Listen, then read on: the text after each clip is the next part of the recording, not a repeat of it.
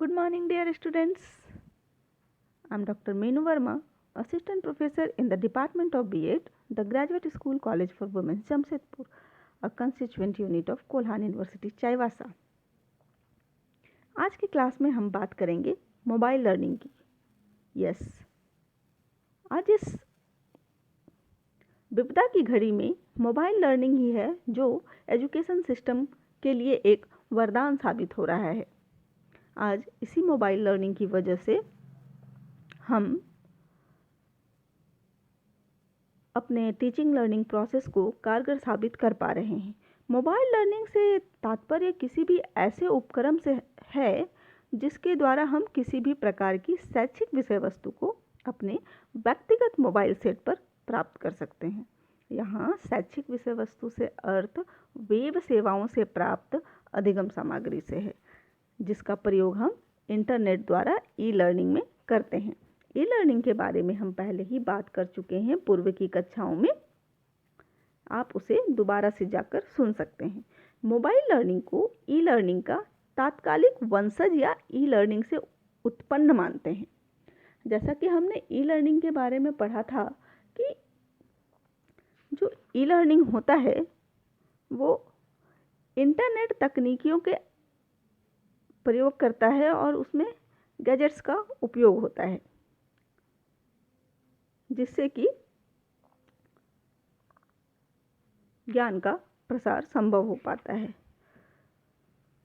तो अगर e learning के लिए गैजेट के रूप में मोबाइल का उपयोग किया जाए तो उसे हम मोबाइल लर्निंग कहते हैं।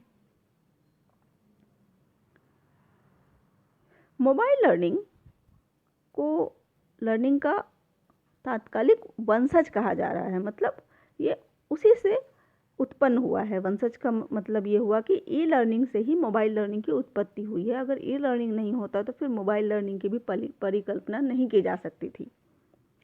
जैसा कि पिक वॉट लिखते हैं, मोबाइल लर्निंग ई लर्निंग का वह रूप है जिसमें सूचनाओं का आदान प्रदान मोबाइल तथा तार रहित उपकरणों से होता है। क्योंकि नाम से ही स्पष्ट है, मोबाइल का मतलब एक जगह से दूसरे जगह मूव किया जा सकता है बिना तार के, बिना कनेक्शन के। तो यहाँ कनेक्शन तो होता है, वो इंटरनेट का कनेक्शन होता है जो कि वायरलेस होता है, इसीलिए इसे मोबाइल कहते हैं।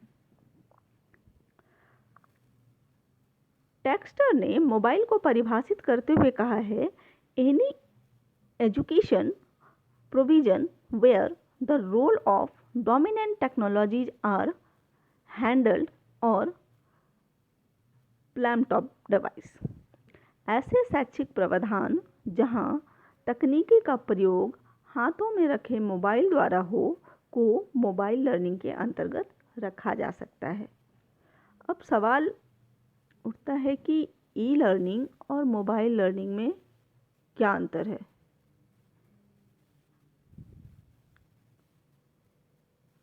तो क्या आप ई लर्निंग और मोबाइल लर्निंग में अंतर कर पा रहे हैं?